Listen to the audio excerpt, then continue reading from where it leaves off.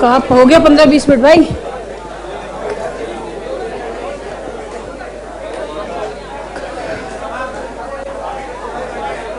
एक 25 पे छोड़ा था सर ने। हाँ हट झूठ। 1:35 में तो मैंने नीचे से चलना शुरू किया था। 5 मिनट लग गए मुझे ऊपर आते आते।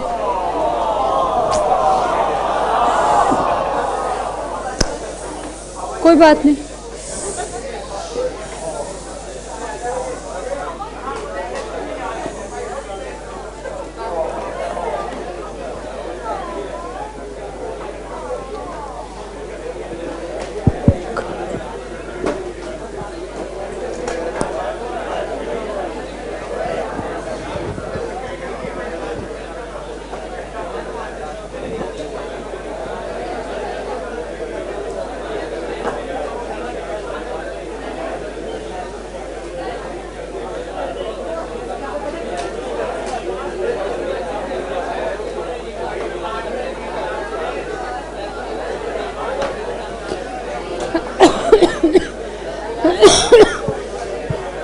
हाँ जी बस वेरी गुड आफ्टरनून। चलिए बस सब सेटल हो जाए जल्दी।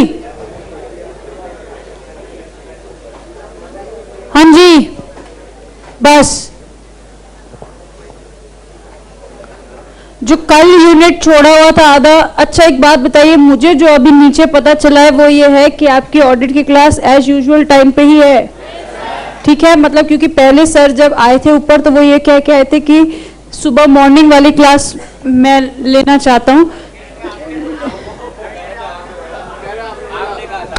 उन्होंने बोला मुझे 11 बजे, नहीं मुझे कहीं कोई परेशानी नहीं, उन्होंने कहा 11 बजे मुझे कहीं जाना है तो बी प्रिपेयर फॉर टुमारो, ठीक है? कि फिर उन्होंने कहा कि मेरी आईसीआई में क्लास है, मुझे याद आ गया सुबह, तो मैं नहीं ले पाऊंगा। उन्होंने मुझसे पूछा था कि क्या ऐसा कर सकते हैं, मैंने कहा कर लीजिए कोई दिक्कत नहीं। चलिए बस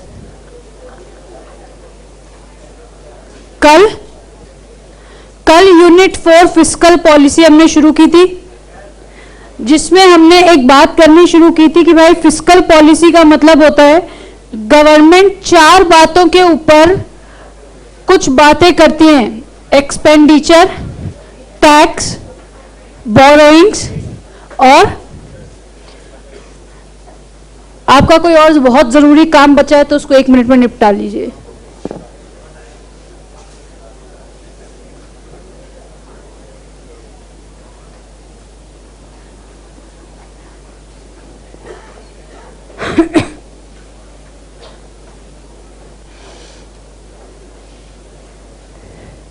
कल हमने बात की थी, बस अब इमीडिएटली स्टॉप।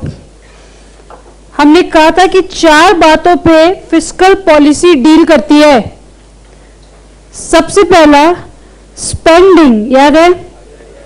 उसके बाद टैक्स, बजट और डेट्स या फिर लोन्स। जिसमें से कल स्पेंडिंग यानी कि एक्सपेंडिचर के ऊपर हमने बात की थी। हमने बताया कि देखो जो भी खर्चे या जो भी कॉस्ट इनकर की जाती है किसी भी रेवेन्यू को अर्न करने के इंटेंशन से, उस शब्द को या उस खर्चे को हम नाम देते हैं स्पेंडिंग का या फिर एक्सपेंडिचर का। याद है आपको? मैंने आपको बताया कि पब्लिक सेक्टर या हमारा जो गवर्नमेंट है वो 3 प्रकार के खर्चे करती है। पहला करंट, दूसरा कैपिटल और तीसरा ट्रांसफर पेमेंट्स, ठीक है? सबसे पहली बात आई थी करंट एक्सपेंडिचर की, जो day to day operating expenses को करने के लिए गवर्नमेंट के द्वारा किए जाते हैं, वो खर्चे कहलाते हैं करंट एक्सपेंडिचर। अपने एम्प्लॉयज की सैलरी देना, गवर्नमेंट ऑफिसेस की मेंटेनेंस के लिए पैसे देना, वो सारे खर्चे आते हैं किसमें? करंट में। लेकिन building up of N infrastructure comes under capital expenditure. And the last is transfer payment. हमने कहा था कि ट्रांसफर पेमेंट्स वो पेमेंट्स होती हैं जो ग्रॉस डोमेस्टिक प्रोडक्ट में इंक्लूड नहीं होती। इसका मतलब ये कुछ ऐसे प्रोडक्ट्स हैं जिनसे जिनसे किसी प्रकार की इनकम जनरेट नहीं हो रही है और वो हमारे लिए जीडीपी का कोई पार्ट नहीं फॉर्म करते हैं, वो 3 टाइप के एक्सपेंडिचर गवर्नमेंट कर सकती है। कौन कौन से? Current, capital and transfer payments. कल मैंने आपको 2 नए कॉन्सेप्ट बताए, pump priming and compensatory spending. आपको मैंने बताया कि जो पंप प्राइमिंग है वो एक मेथड है, एक इंटेंशन है, एक अजम्पशन है जो कहता है कि अगर इकोनॉमी में प्राइवेट इन्वेस्टमेंट कम पड़ जाए तो पब्लिक एक्सपेंडिचर बढ़ा के उसकी पूर्ति की जा सकती है। उस कॉन्सेप्ट को कहते हैं पंप प्राइमिंग। और अगर इसको लगाया और वो गैप फुलफिल हो गया तब वो कहलाता है कंपनसेटरी स्पेंडिंग। मैंने आपसे कहा पहला वाला है मेथड और दूसरा वाला है रिजल्ट। मैंने आपसे कहा कि अगर कल को सवाल आए expenditure as an instrument of fiscal policy तो नंबर 1 तो 3 type of expenditure, number 2 pump priming and compensatory spending, and number 3 the extent of expenditure in the term of inflation and recession। तो मुझे बताना है कि recession में government अपनी तरफ से खर्चे बढ़ा देती है और वहीं इन्फ्लेशन में अपनी तरफ से खर्चे कम कर देती है। इसका मतलब अगर मुझे कभी भी एक्सपेंडिचर एज एन इंस्ट्रूमेंट पूछेगा तो मैं ये 3 बातें बताऊंगा। पहला बताऊंगा कि उसका मीनिंग क्या होता है और कितने टाइप के होते हैं। दूसरा बताऊंगा कि 2 नए कॉन्सेप्ट आए हैं, पंप प्राइमिंग और कंपनसेटरी स्पेंडिंग। और फिर मैं बताऊंगा कि देखो वैसे तो एक्सपेंडिचर का एक्सटेंट इकोनॉमिक स्टेबिलिटी के ऊपर डिपेंड करता है, अगर इन्फ्लेशन या रिसेशन है तो गवर्नमेंट उस तरीके से अप या डाउन करती है। चलो पहले ये देखते हैं डेट्स। ये मुझे आपको बताने की जरूरत नहीं है, बी साइलेंट होता है ना हमें, हाँ ये बस ठीक है इमीडिएटली बस। बेटा एक बात ध्यान से सुनना है, हमने सबसे पहला चैप्टर पढ़ा था इंटरनेशनल ट्रेड, जिसमें हमने एक बात देखी थी होम करेंसी एप्रिसिएशन और होम करेंसी डेप्रिसिएशन, याद है आपको? उसमें हमने देखा था कि मेरे देश की करेंसी की वैल्यू कई बार कुछ फैक्टर्स की वजह से दूसरे देश की करेंसी के सामने कभी कभी उठ जाती है और कभी कभी गिर जाती है, जिसको नाम एप्रिसिएशन और डेप्रिसिएशन का दिया जाता है। उस वक्त हमने एक बात की थी कि अगर मैंने आपसे कुछ लिया हुआ है तो मेरी नजर आपके सामने झुकी रहेगी, बोलो। लेकिन अगर मैंने आपको कोई लोन दिया हुआ होगा तो हमेशा मैं आपके सामने सिर उठा के चलूंगी, सही बात है। ऐसे ही कंट्रीज के साथ भी होता है बेटा कि डेट्स या लोन्स करेंसी एप्रिसिएशन और डेप्रिसिएशन में एक इंपॉर्टेंट रोल प्ले करते हैं। अब बताओ, होता होगा कि अगर हमने किसी देश से लोन लिया हुआ है तो उसके सामने हमारी कई बार करेंसी की वैल्यू क्या हो जाती है? कम हो जाती है। लेकिन अगर मैंने उसको लोन दिया हुआ है तो एप्रिसिएशन भी हो सकता है। अब ध्यान से सुनेंगे, there are 2 types of debts, internal debts and external dates.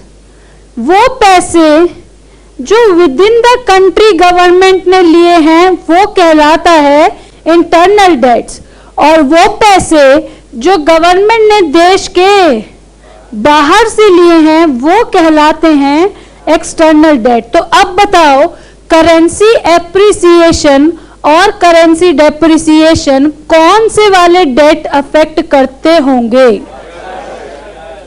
Internal या एक्सटर्नल? एक्सटर्नल, क्योंकि मैम यहां पे ही मल्टीपल करेंसीज इन्वॉल्व हैं। चलो आप लोग थोड़ा बहुत तो बातों को अब समझने लगे हैं, फाइनेंशियल मैनेजमेंट भी आपने पढ़ना थोड़ा बहुत शुरू कर दिया है ना? तो कुछ कुछ मैं, अरे जो नहीं सुना होगा मेरा फर्ज बनता है, जो अगर जो भी शब्द मैंने नया लिया तो वो होता क्या है मैं बताऊंगी, ठीक है? अब ध्यान से सुनेंगे। गवर्नमेंट को एक हाईवे बनाना है ठीक है, गवर्नमेंट को एक हाईवे बनाना है 300 किलोमीटर का।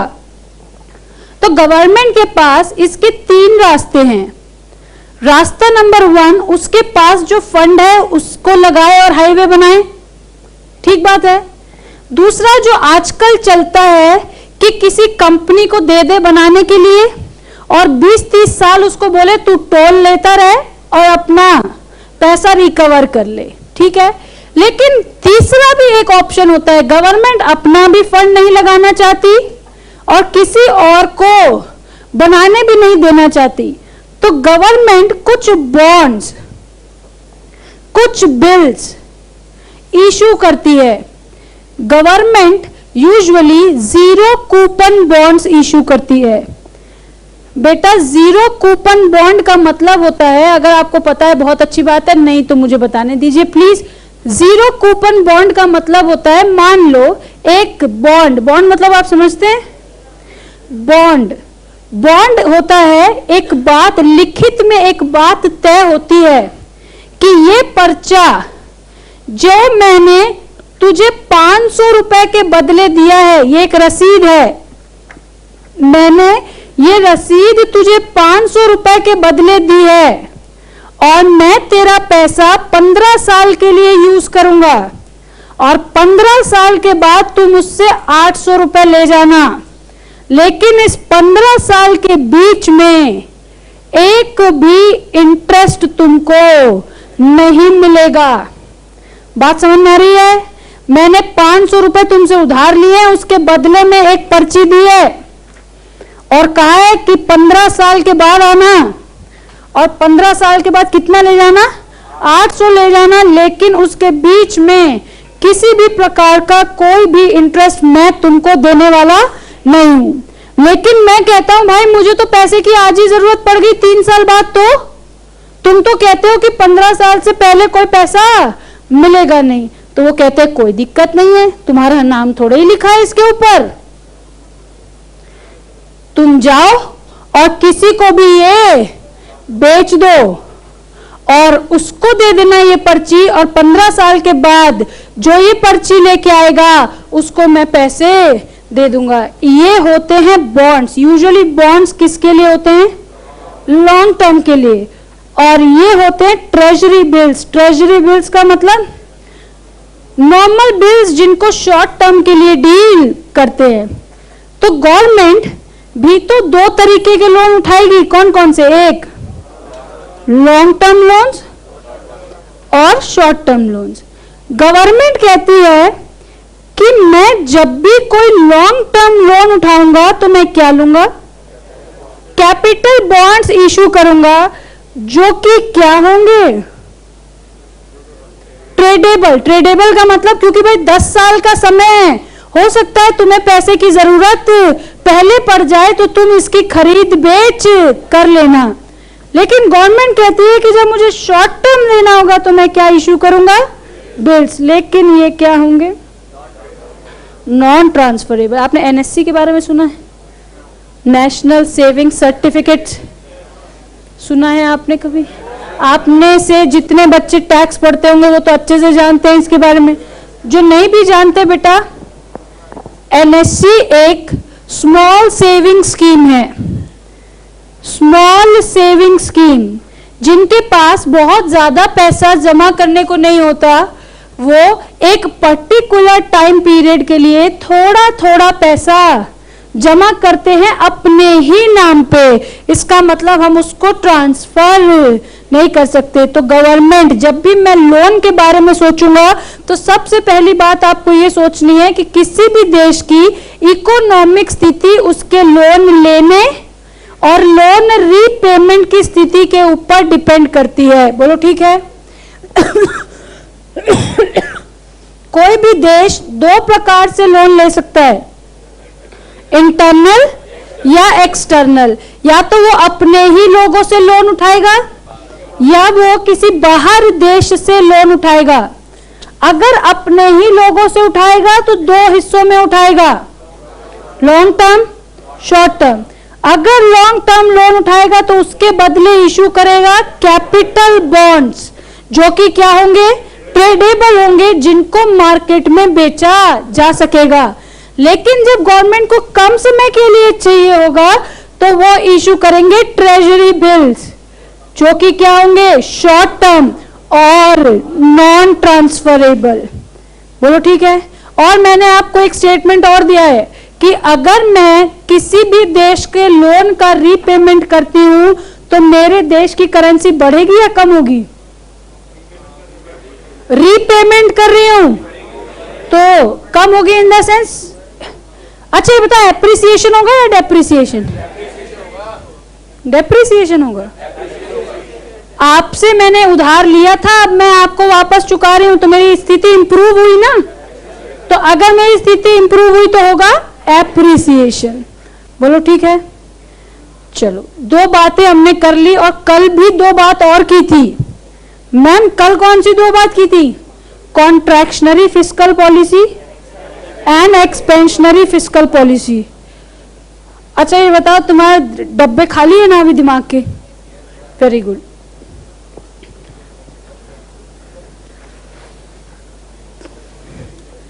देखो ये हार्डली 5 मिनट की बात है, इधर सुनो। हार्डली दोनों को मिला के 5 मिनट लगेगा। नहीं, छुट्टी नहीं, इसको लिखना भी है दोस्त। हाँ, आप फिर छुट्टी, ठीक है, पक्का। अरे तो इसके बाद एक टॉपिक और होएगा, फिर छुट्टी है। आज ये चैप्टर देखो। अच्छा सुनो, 1 मिनट, कितना बजा अभी? 2। मेरी बात, अब चुप रहना एकदम। 2:15 बजे तक मुझे समझाने दो, फेयर इनफ। उसके बाद आपको पता है कि ज्यादा कुछ लिखने को है नहीं, लिखो और घर जाओ, खत्म, फेयर इनफ। 15 मिनट अब आप मुझे डिस्टर्ब नहीं करेंगे। Your time starts now. चलो बेटा, बजट। बजट हमेशा दो बातें दिखाता है। एक कि जिस काम को हम कर रहे हैं उसके लिए फंड कहां से आएगा, और दूसरा जो काम हम कर रहे हैं उसका जो आया हुआ फंड है उसको कहां कहां लगाएंगे। ठीक बात है। हमें पता है कि हमारी गवर्नमेंट हर साल पार्लियामेंट में बजट पेश करती है। उसमें वो क्या दिखाती है, अंदाजन, कि इस साल जो हम टैक्स लगाएंगे या इस साल अदर सोर्सेस से जो हमारा रेवेन्यू आएगा वो एक्स अमाउंट होगा, और हमने जो प्रपोज्ड खर्चे सोच रखे हैं वो वाई अमाउंट के होंगे। बोलो यही होता है उसमें। तो यहां पे 3 सिचुएशन जनरेट हो सकती है। एक, एक्स ज्यादा वाई कम, इसका मतलब इनकम ज्यादा एक्सपेंस कम। बोलो ठीक है। जब इनकम एक्सीड्स एक्सपेंडिचर तो वो सरप्लस कहलाता है। ठीक बात है। दूसरी सिचुएशन हो सकती है कि वाई ज्यादा, खर्चा ज्यादा, इनकम कम, जिसको डेफिसिट कहते हैं। और तीसरा, दोनों बराबर, दैट इज बैलेंस्ड। तो बेटा हमें बताना है there are 3 types of budget. कितना आसान बात है, सरप्लस बजट, डेफिसिट बजट और बैलेंस्ड बजट। जब इनकम ज्यादा खर्चा कम, सरप्लस बजट। खर्चा ज्यादा इनकम कम, डेफिसिट बजट। इनकम एक्सपेंस बराबर, बैलेंस्ड बजट। बताओ। लेकिन प्रैक्टिकल ऐसा होता नहीं है। अब ध्यान से सुनना, कोई भी गवर्नमेंट क्यों खुश होती है डेफिसिट बजट दिखा के? ये हमने पहले भी बात की है कि गवर्नमेंट ये दिखाती है कि मेरे पास ना होने के बावजूद हम क्या करते हैं, आपके लिए इतना खर्च करने को तैयार बैठे हैं। इसका मतलब आपको ये बताना है कि यूजुअली डेवलपिंग कंट्रीज में कौन सा बजट होता है भाई? डेफिसिट बजट होता है, और डेवलप्ड कंट्रीज में सरप्लस बजट होता है। बजट खत्म। हाँ, 15 मिनट की बात हुई है, चुप रहना एकदम। हमने बता दिया है कि बजट एक स्टेटमेंट है, एक एस्टिमेटेड स्टेटमेंट है, जिसमें हम प्रपोज्ड इनकम और प्रपोज्ड एक्सपेंडिचर को रिकॉर्ड करते हैं। जो हमें 3 प्रकार के रिजल्ट दे सकता है, सरप्लस, डेफिसिट और बैलेंस्ड। और मुझे बताना है कि अगर वो देश डेवलपिंग है तो यूजुअली उसके पास पैसे कम होते हैं और खर्चे ज्यादा होते हैं, और वहीं अगर कोई देश डेवलप्ड है तो 2 हो सकता है, बैलेंस्ड भी हो सकता है और सरप्लस भी हो सकता है। ठीक है, अब क्या, टैक्स। टैक्स जब भी आपके दिमाग में आएगा तो आपको 2 बातें सोचनी है बस। जब भी मेरे दिमाग में टैक्स आएगा तो मुझे सबसे पहली बात बतानी कि that it is a primary source of revenue for the government. ठीक बात है कि गवर्नमेंट का सबसे मोटा हिस्सा ऑफ इनकम टैक्सेस से आती है। और दूसरा, ये किसी भी इंडिविजुअल के डिस्पोजेबल इनकम को कंट्रोल करता है। क्या, टैक्स। जब भी मेरे दिमाग में टैक्स का नाम गूंजे तो मुझे 2 बातें दिमाग में आनी चाहिए तुरंत। बात 1 कि ये मेजर सोर्स ऑफ रेवेन्यू है, इसका मतलब एक मोटा हिस्सा गवर्नमेंट कमाती है कहां से, टैक्स से। और दूसरा, टैक्स ही वो फैक्टर है जो लोगों की डिस्पोजेबल इनकम, जिसका मतलब हम कह सकते हैं परचेजिंग पावर, कि मेरे पास कितना पैसा है जो मैं अपने कंजम्पशन के लिए इस्तेमाल कर सकता हूं। तो आपको बताना है, more the tax rate laser will be the disposable income and more will be the tax, lesser will be the tax, more will be the disposable income. In case of inflation, tax rates are high, or in case of recession, tax rates are decreased or reduced in order to control the disposable income. ये क्या है, tax. क्या है, देखो मैं step by step आपको याद करा दूं। पहला स्टेप, मेरे को 2 स्टेप याद रखने। पहला, major source of revenue, government ज्यादा से ज्यादा पैसा टैक्स से कमाती है, और टैक्स ही वो फैक्टर है जो डिस्पोजेबल इनकम को मैनेज करता है। More tax less disposal income, उसके बाद less tax more disposal income. Inflation में टैक्स रेट हायर, रिसेशन में कम, in order to control the disposable income. हाँ हाँ हाँ बेटा, इन्फ्लेशन का मतलब होता है मार्केट में डिमांड बहुत है लेकिन मेरे कंट्री के पास उतने रिसोर्सेज ही नहीं है कि मैं उसको पूरा कर सकूं। तो डिमांड कब होती है, जब मेरे पास पैसा होता है। इसका मतलब लोगों की परचेजिंग पावर बहुत हाई है और उसके लिए मेरे पास सप्लाई नहीं है। तो मेरा जो इंटेंशन है वो ये है कि लोगों का पैसा रोको। तो अगर मैं लोगों का पैसा रोकूंगी कैसे, अगर मैंने टैक्स रेट बढ़ा दी तो उनका पावर ऑफ कंजम्पशन थोड़ा कम हो जाएगा। इसलिए इन्फ्लेशन में टैक्स रेट को बढ़ाना है और रिसेशन में टैक्स रेट को कम करना है। चलो अब मैं आज आपको ना एक नई बातें सिखाती हूँ। मैंने कल आपको सबसे पहले तो ये सिखाया था FDPE, full employment, economic development, price stability and equitable distribution of income and wealth. ये क्या थे, objectives. What are the objectives of fiscal policy? तो ये क्या,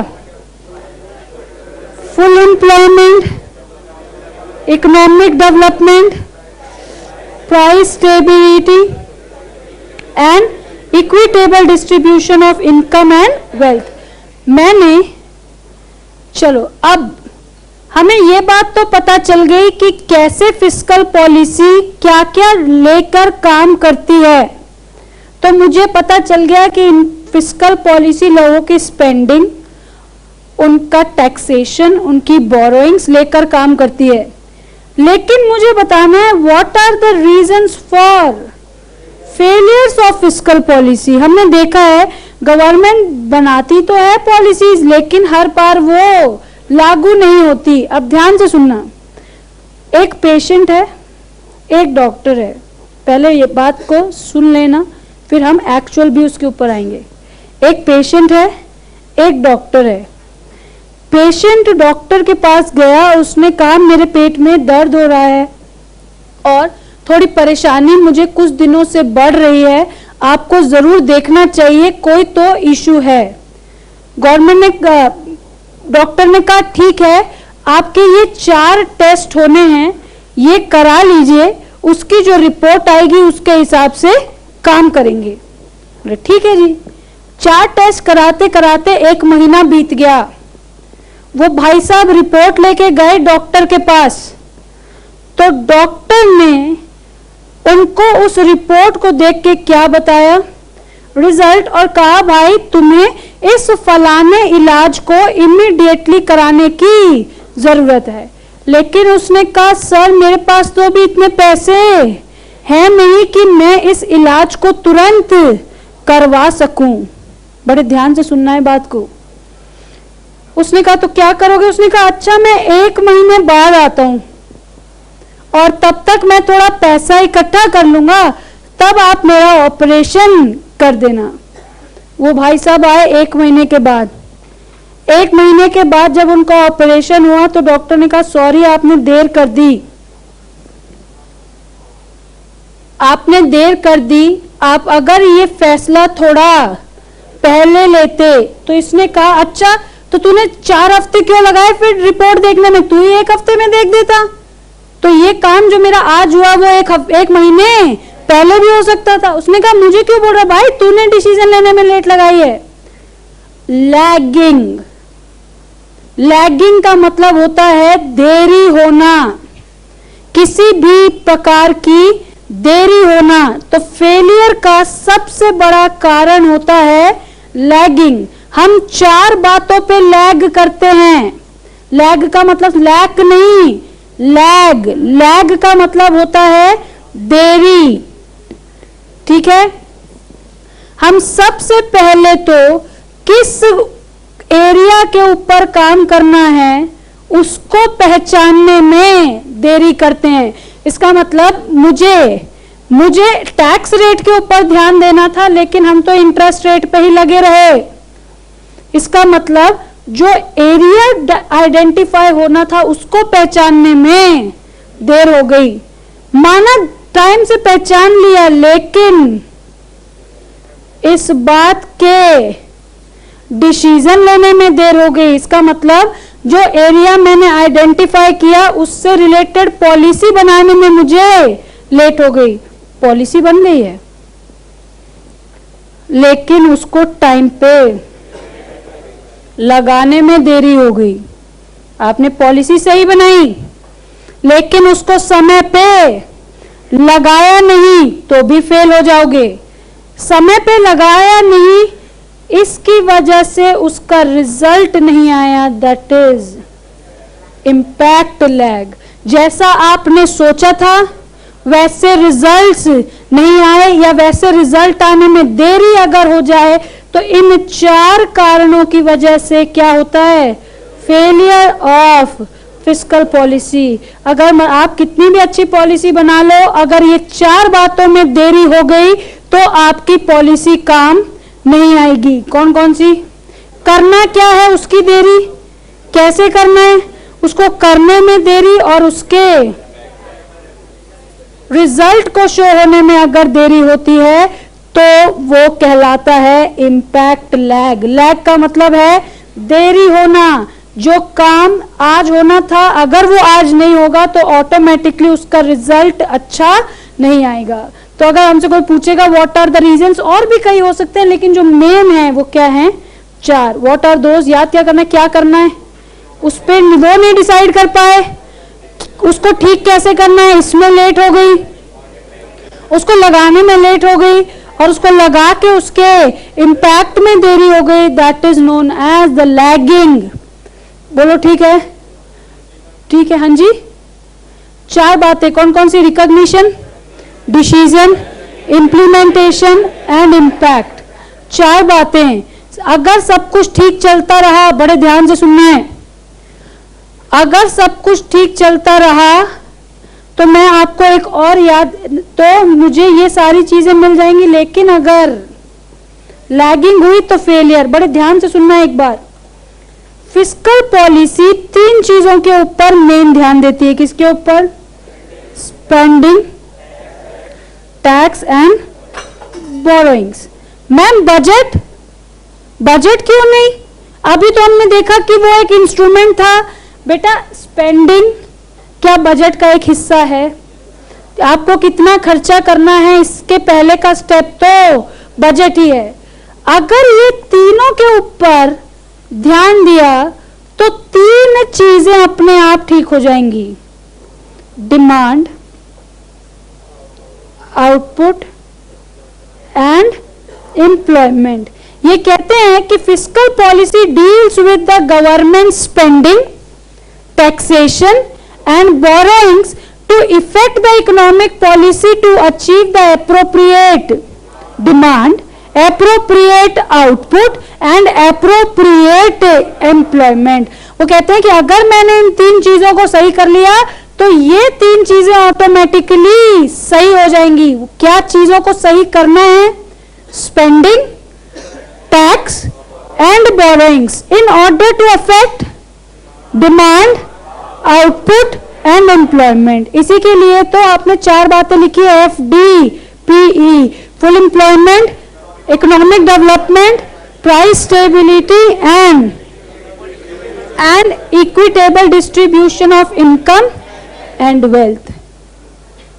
That's wrap up unit 4. तो मैंने तो मुझे कहा था आपसे 15 मिनट लगेंगे।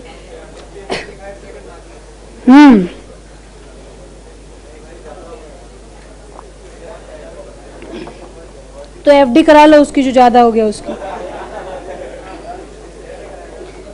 यूनिट 4। अब देखो ऐसा है कि मेरे पास तो है बहुत टाइम, पढ़ा मैंने दिया है। अब तुमने जितने आराम से लिखना है लिखो, कहीं कोई परेशानी नहीं है। और इसके बाद एक नॉन टेक्निकल बात भी, कोई बात नहीं, आओ पंचायती कर लें पहले फिर लिखेंगे, कोई बात नहीं, कहीं कोई दिक्कत नहीं। Fiscal policy deals with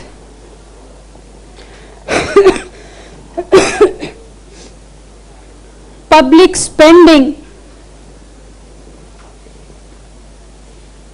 taxation and borrowings in order to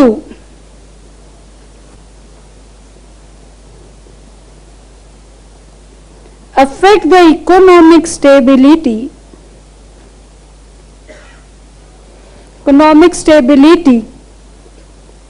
and to achieve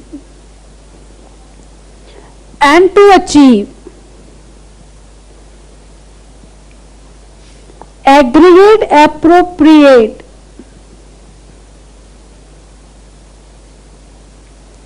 demand, output and employment.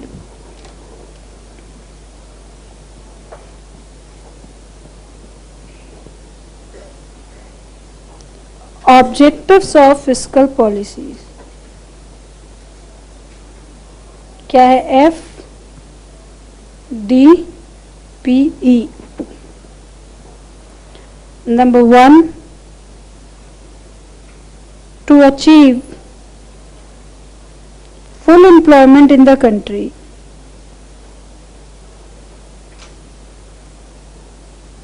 ये इस बार का या पिछले बार का सवाल है।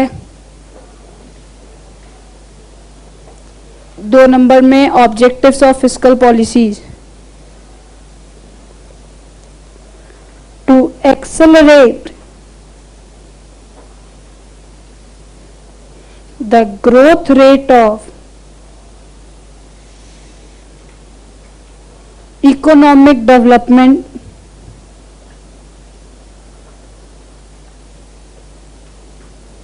Number 3, to maintain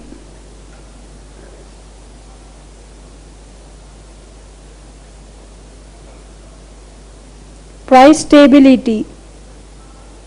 Number 4th is to allow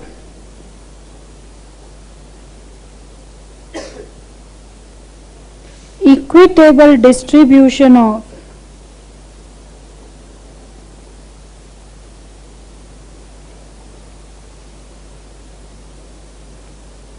income and wealth.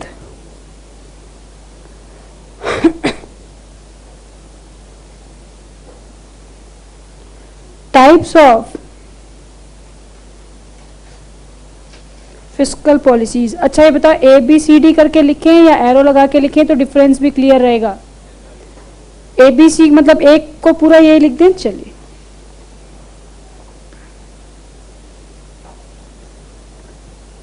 Expansionary fiscal policies.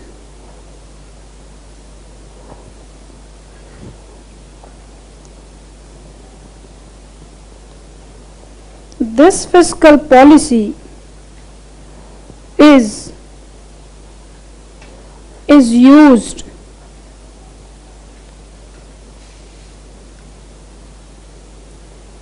in the phase of recession, that is when the economy is facing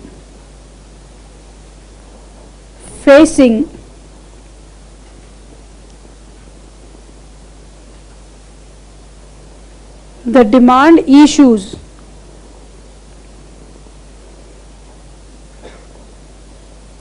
for its resources and products. In this case,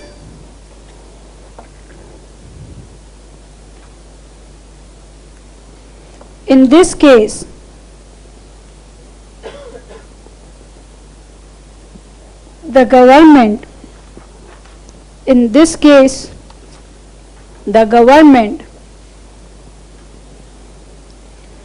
tries to fill the contractionary gap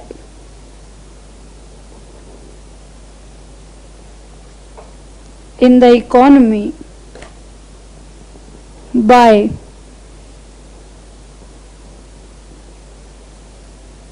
these following measures. क्या कर सकती है government? 3 काम कर सकती है भाई. A is increase the extent of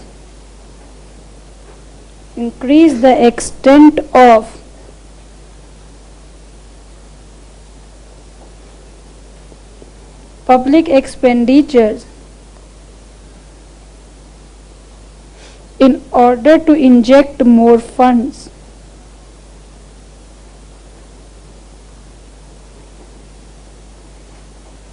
B is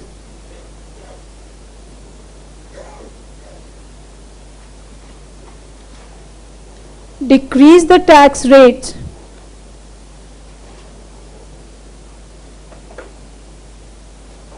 to increase the disposable income.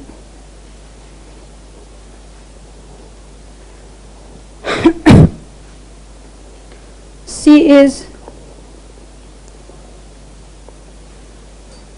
decrease the interest rates to encourage the borrowings. ऊपर वाली शीट बची किसी की? किसी का लिखना बचा है बेटा? ये बचा हुआ है, हो गया. एंड डी मैंने यहां लिखा combination of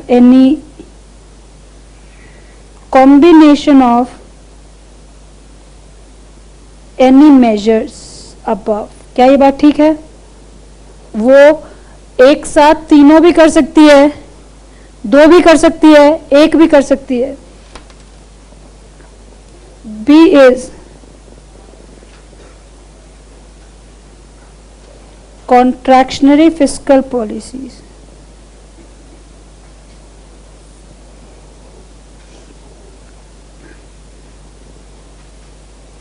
This fiscal policy is used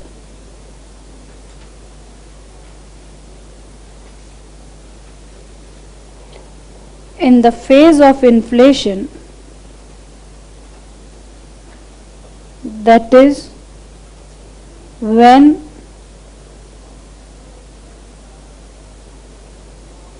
the aggregate demand cannot be met even after applying the situation of full employment.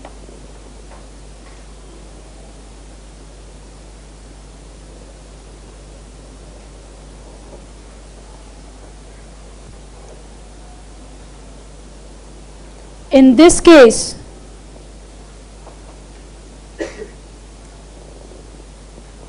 government tries to fill expansionary gap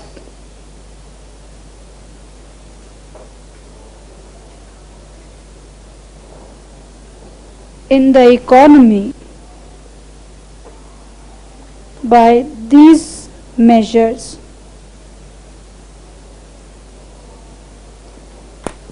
A is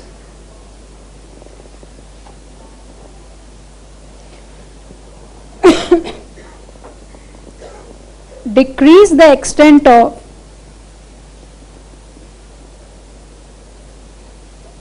public expenditure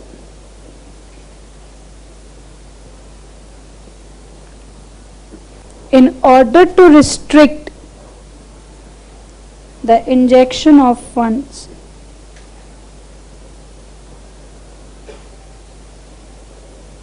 B is increase in tax rates to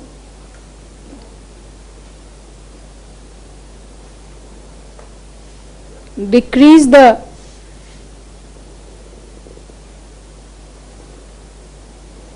disposable income. C is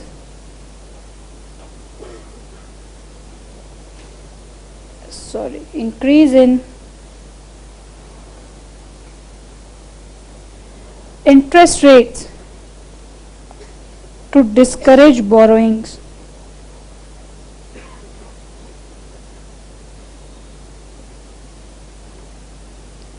And D is combination of the measures above.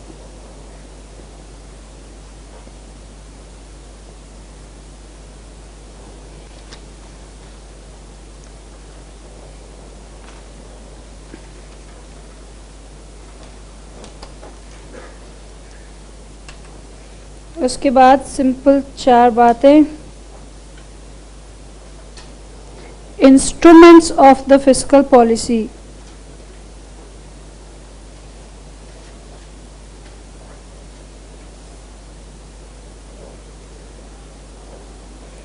A is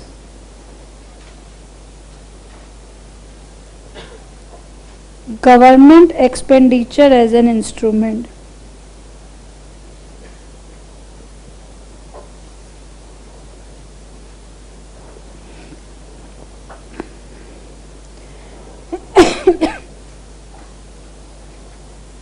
Expenditure are the cost incurred with an intention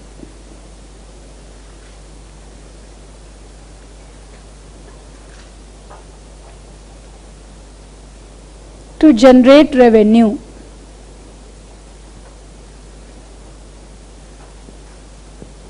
Government expenditures can be of 3 categories.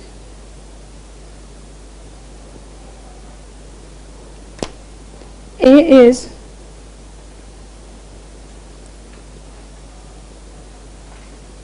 current expenditure deals with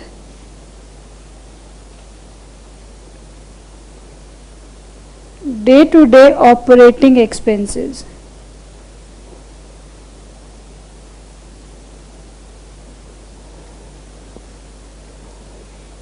B is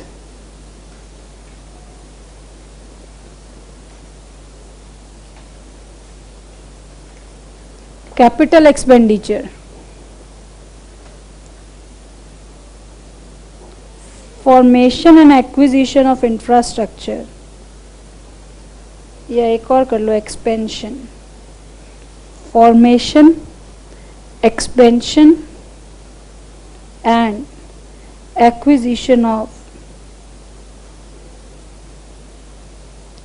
infrastructure facilities. And C is, ऊपर वाली sheet किसकी किसकी बची है? एक बार फिर हाथ उठा दीजिए बेटा, सॉरी देखा नहीं मैंने, एक आध दो तो है। चलो, transfer payments that do not form the part of GDP.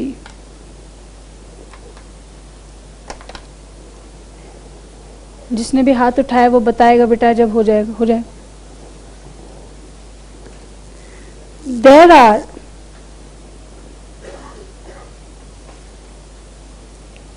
two concepts of public expenditures. याद है आपको? Pump priming and compensatory spending.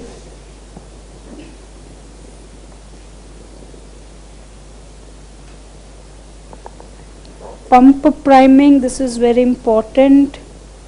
Pump priming and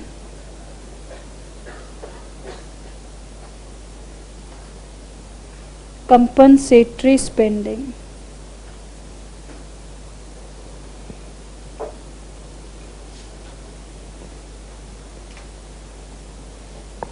Pump priming is an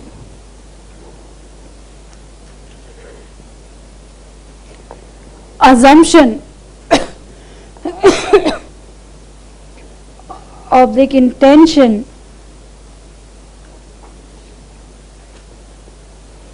which says that when private expenditure is less in the economy,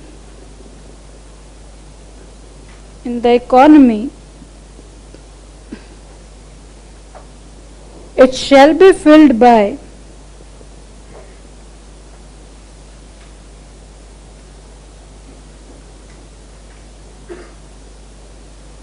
public expenditure.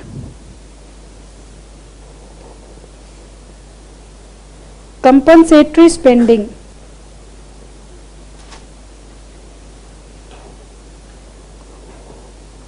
Compensatory spending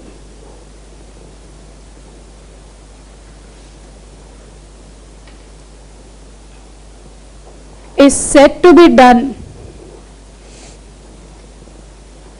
when the gap arises from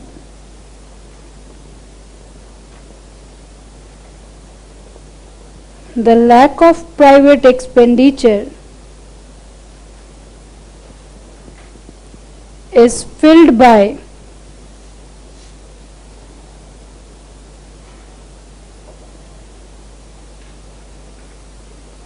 public expenditure. Public expenditure का मतलब वही है बेटा, public के लिए जो government खर्च कर रही है वो।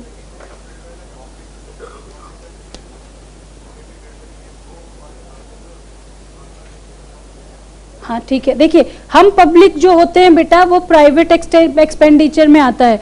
आप मैं जो भी खर्चा करते हैं अपने कंजम्पशन के लिए, that comes under private consumption. और जो पब्लिक खर्चा होता है वो government as a whole collective के लिए करती है, उसको पब्लिक एक्सपेंडिचर बोलते हैं। चलिए इसमें मैंने दो बातें तो लिख दी, एक बात और है, और वो बात है in the phase of recession और in the phase of inflation. तो बताओ क्या होगा? In inflation the extent of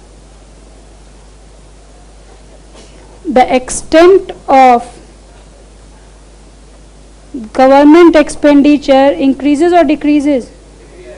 Decreases, whereas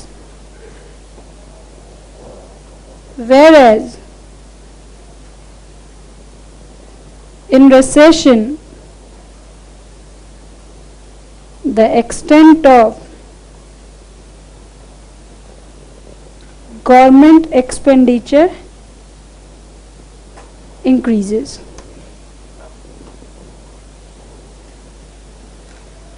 B is public debts or loans as an instrument.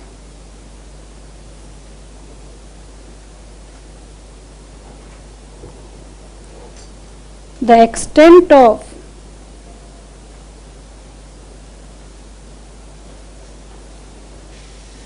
borrowings and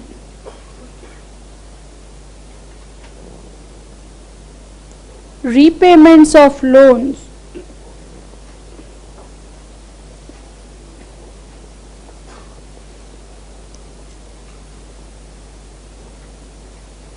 plays a vital role in defining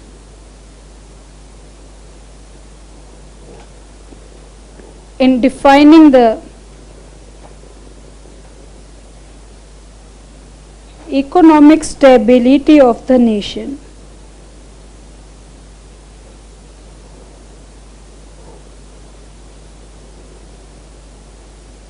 The loans or debts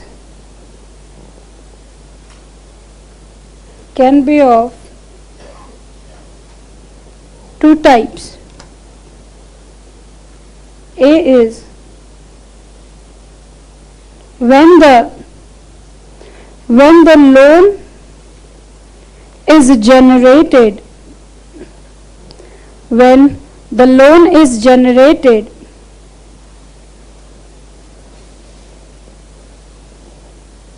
within the country, then ऊपर वाली sheet बची किसी की? बची किसी की?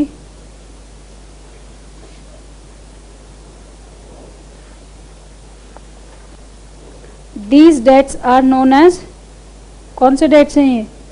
Internal dates.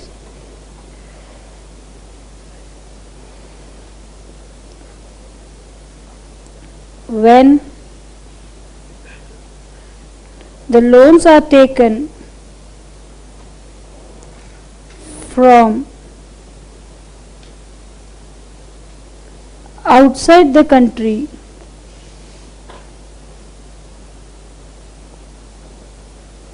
then the loans are treated as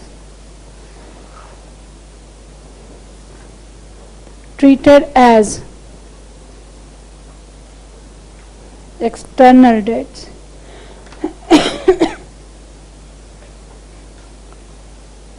For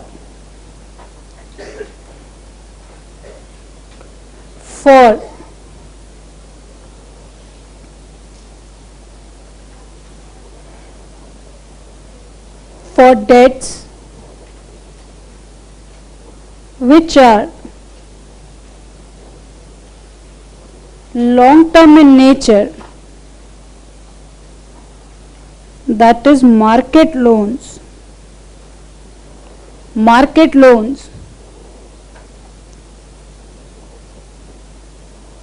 These are issued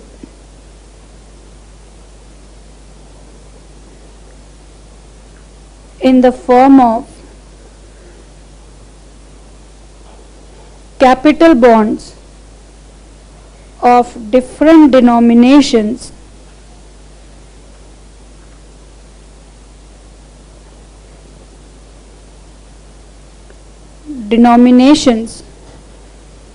which can be easily traded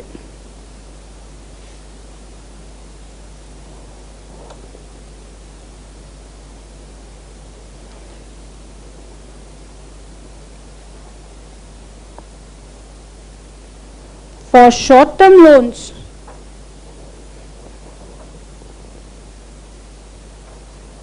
Government issues treasury bills.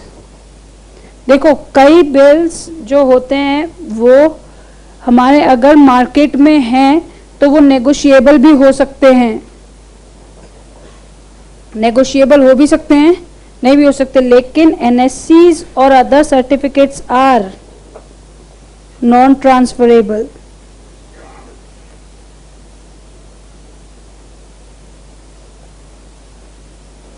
Treasury bills might be transferables but the other certificates cannot be transferred. अच्छा बताओ, repayment of loan, repayment of external row of treasury bills transferable होते हैं क्योंकि अगर मान लो कोई bill of exchange है किसी के फॉर्म में तो डिस्काउंट करा सकते हो, आप किसी और को भी दे सकते हो. इसलिए मैंने स्पेसिफिकली क्या लिखा है, एनएससीज and other certificates are non-transferable. Repayment of external debts improves the currency position of the country.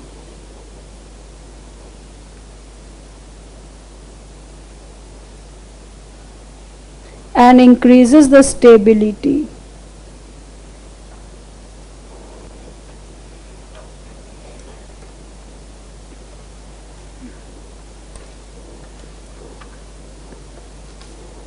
Now C is tax. Tax ले लो, कोई दिक्कत नहीं है. Tax as an instrument.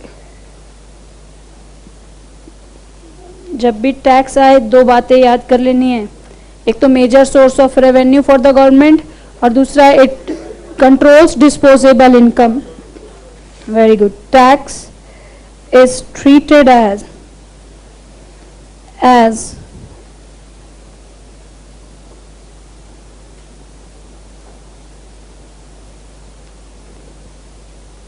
the most important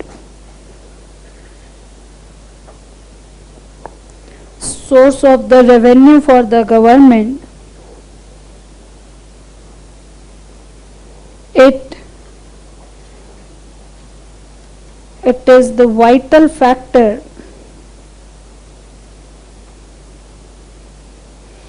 that controls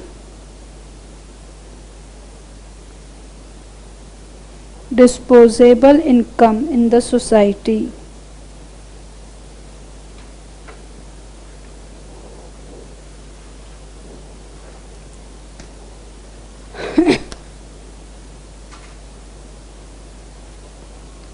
More the tax rate,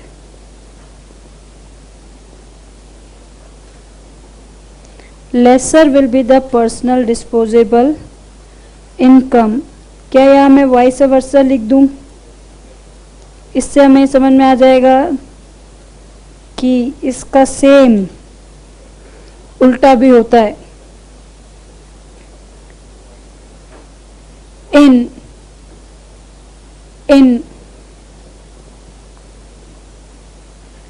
case of inflation,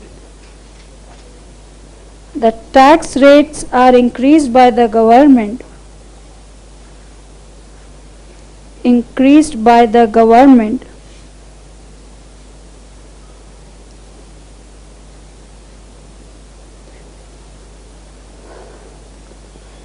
in order to restrict the personal disposable income.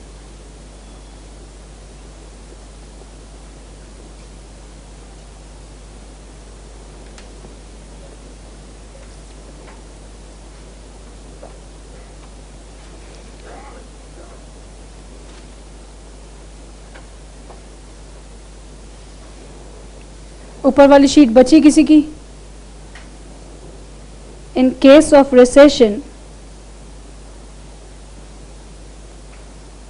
The tax rates are reduced in order to increase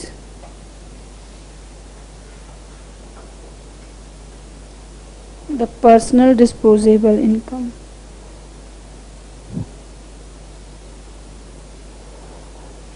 बेटा वहाँ पे किसी ने हाथ उठाया था, first वाली sheet बची किसी की ऊपर अभी भी?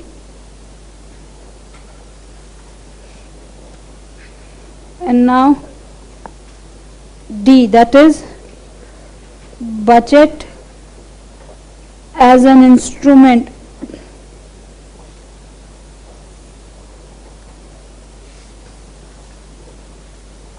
budget is an estimated statement. यहाँ पे हमेशा ध्यान रखना है कि बजट हमेशा काम करने से पहले बनाया जाता है, इसलिए वो हमेशा एस्टिमेटेड होता है, फाइनल नहीं होता है. Estimated statement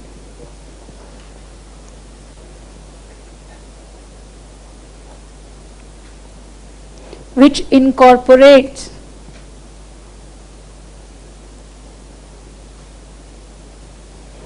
the proposed revenues and the proposed allocated expenses.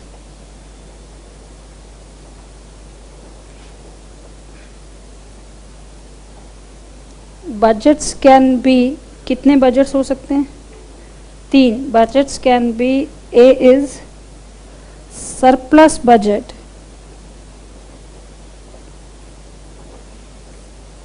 यहाँ पे क्या है? Income exceeds expenditure. लेकिन एक बात ध्यान से सुनो, अगर मान लो ये वाला ही क्वेश्चन एग्जाम में आ जाएगा तो आप इसको थोड़ा सजा देना कि surplus budget is a budget where the estimated income exceeds the estimated expenditure. ठीक है, अगर ये स्पेसिफिकली लिखने आता है तो आपको थोड़ा सा इसको ड्रेस्ड अप करना पड़ेगा. दूसरा deficit budget, expenditure exceeds income, and C is balanced budget.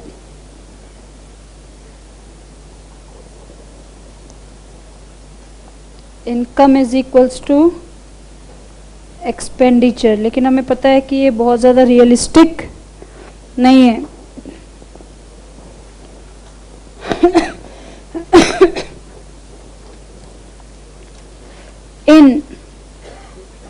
in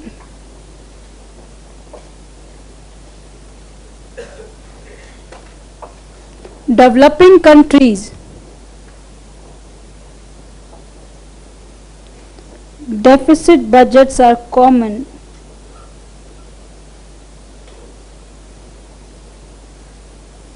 whereas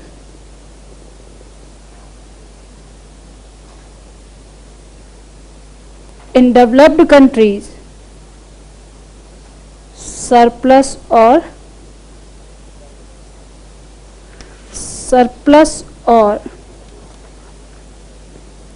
balanced budget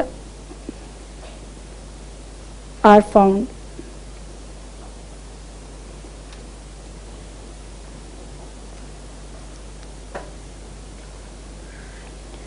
Reasons for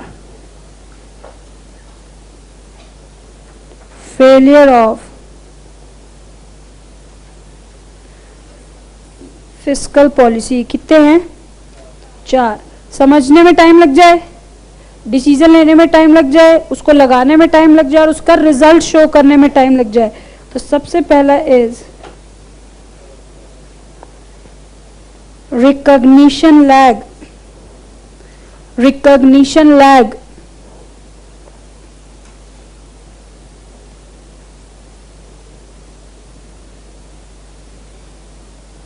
this shows the delay in in identifying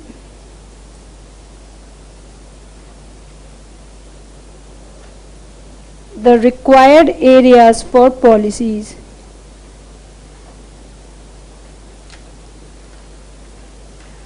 Second is decision lag. Decision lag.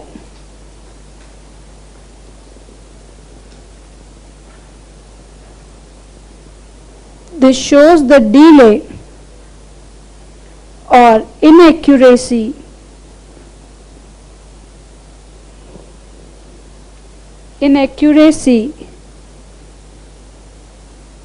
in the decisions by the government. Third is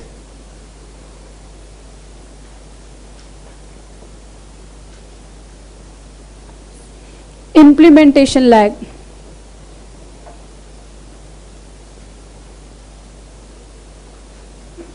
The delays caused in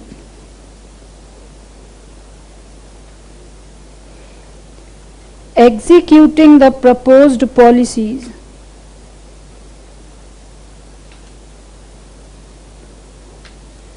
and fourth is impact lag.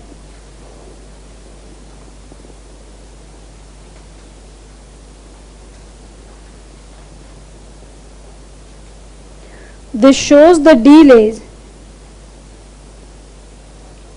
in the result or after effect.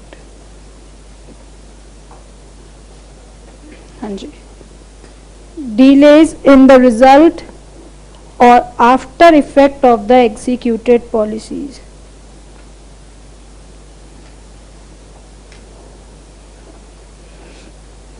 एक point और लिखना है बस.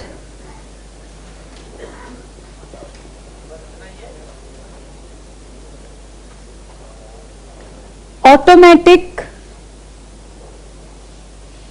and discretionary stabilizers. इनको लिख लीजिए. लिखते लिखते आपको समझ में आ जाएगा कि इसके ऊपर स्पेसिफिकली क्यों चर्चा नहीं की गई. ऊपर वाली शीट बची किसी की? चलो ठीक है, very good.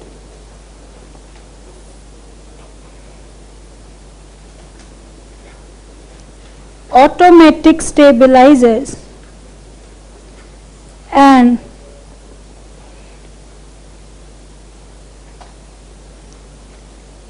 discretionary stabilizers.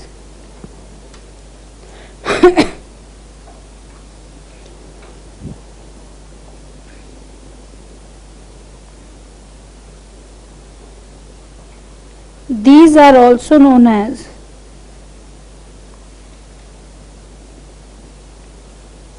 non-discretionary stabilizers.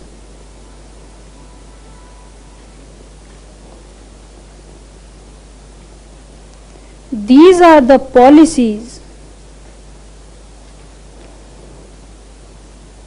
These are the policies, activities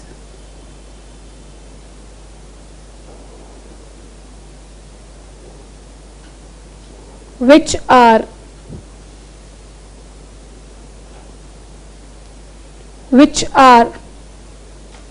एक मिनट बेटा, वो लिख रहा है, 2 minute. which are inbuilt in the economy and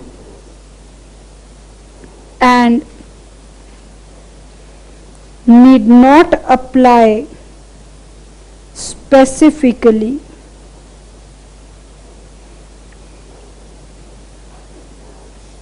Need not apply specifically.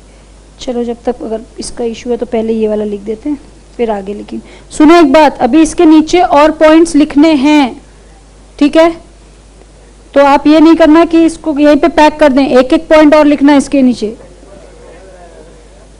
अरे इसी के अंदर दीज आर, अब बताओ इसको क्या कहते होंगे? These are also known as non automatic stabilisers. बेटा कट तो तुम्हारा बहुत पहले से रहा है, अभी नहीं काटा मैंने, ठीक है? इसलिए ना बोलो वही जो सुनने की हिम्मत रखो फिर, ठीक है? और मुझे इस चीज़ में कोई दिक्कत नहीं। आप में से जाके कुछ टीचर्स होते हैं, मैडम क्या क्या बोलती हैं, मैंने पहले से नहीं बोला, मैंने पहले से कुछ भी नहीं बोला है। अच्छा खासा मैं चुपचाप लिख रही हूँ। These are also known as non-automatic stabilizers. These are policies, activities which are specifically applied by the government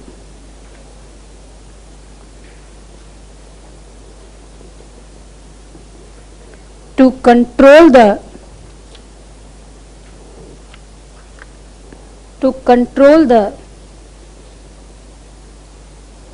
economic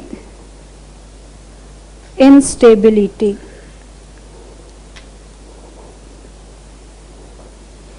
For example,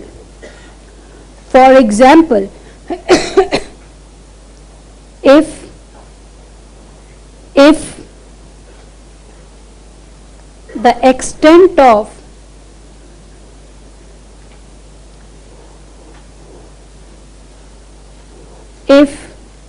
the extent of public expenditure is increased,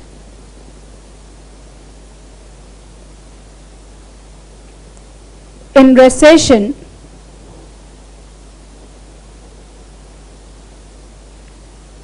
the flow of funds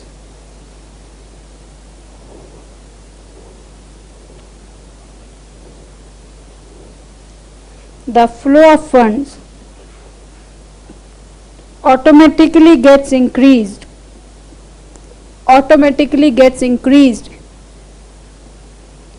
and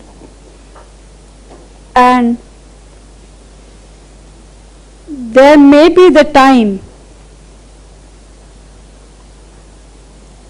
where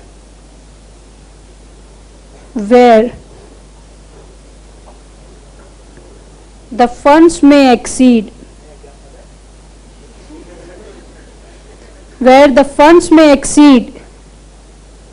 and it will automatically leads to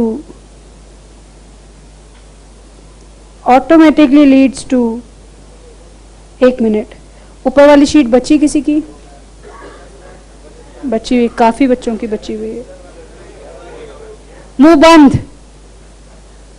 Automatically leads to the reduction of public expenditure.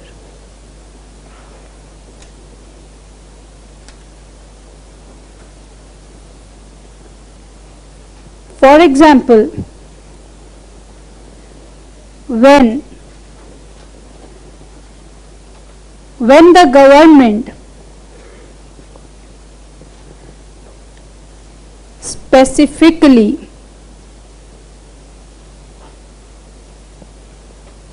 take the actions for C plus I plus G plus E, जिसको net exports हम लोग कहते हैं, यहाँ पे हमारे study ने उसके लिए नेट एक्सपोर्ट्स के लिए N X को लिखा हुआ है, that is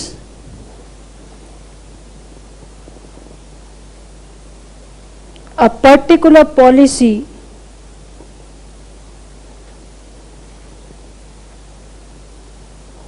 for individual area of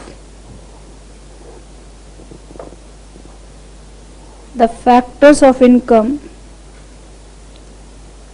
from expenditure point of view.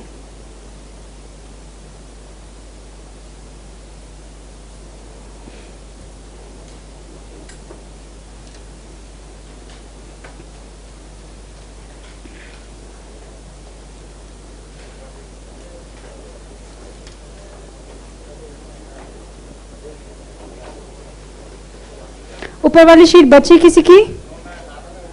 हटा दो।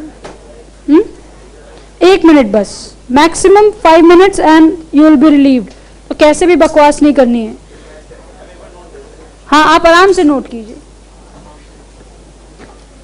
देखो एक बार बताओ, मेरे लिए आसान है कि मैं इसमें से कुछ भी कम लिखवा सकती हूं।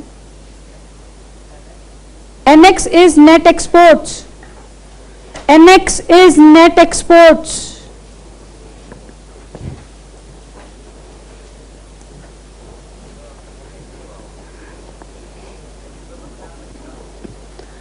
ऑटोमेटिक एंड डिस्क्रिशनरी स्टेबलाइजर्स में हमने लिखा है कि एक समय ऐसा आता है कि जब गवर्नमेंट किसी एक स्टेप को पूरा करने के लिए कोई कदम उठाती है तो उस काम के होते होते दोबारा वैसी सिचुएशन जनरेट हो जाती है कि उसको अपना ही किया गया काम वापस रिवर्स करना पड़ता है। जैसे हमने लिखा कि अगर रिसेशन है तो गवर्नमेंट ने क्या किया, पब्लिक एक्सपेंडिचर का एक्सटेंट एकदम से बढ़ा दिया, टैक्स रेट कम कर दिए और बोरोइंग्स के लिए भी आसान कर दिया। तो कहीं ना कहीं इंजेक्शन ऑफ फंड्स क्या हो गया, एकदम से बढ़ गया। और हो सकता है कि गवर्नमेंट को ये करते करते उनका फंड क्या कर जाए, जरूरत से एक्सीड कर जाए, तो ऑटोमेटिकली गवर्नमेंट क्या करेगी, अपने पब्लिक एक्सपेंडिचर का एक्सटेंट घटा देगी। तो ये इनबिल्ट प्रोसेस है, इसके लिए गवर्नमेंट को कोई स्पेसिफिक पॉलिसी बनाने की जरूरत नहीं पड़ती। लेकिन जो डिस्क्रिशनरी है, डिस्क्रिशनरी का मतलब होता है ऑन माय ओन डिसीजंस, मेरी अपनी समझ से। तो ये कहते हैं कि ऑटोमेटिक कुछ भी नहीं है इन चारों बातों के ऊपर, that is private consumption, investments, government expenditures and net exports, इन चारों के ऊपर किसी पर्टिकुलर बात को कंट्रोल करके जब मैं अपनी इकोनॉमी को कंट्रोल करता हूं तब वो कहलाता है डिस्क्रिशनरी। गवर्नमेंट की अपनी समझ है कि कौन से एरिया को उसको हिट करना है।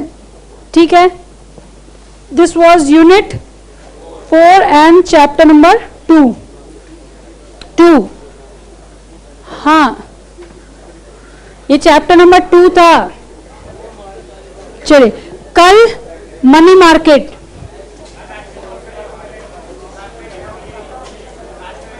नेशनल इनकम 3 क्लास के बाद।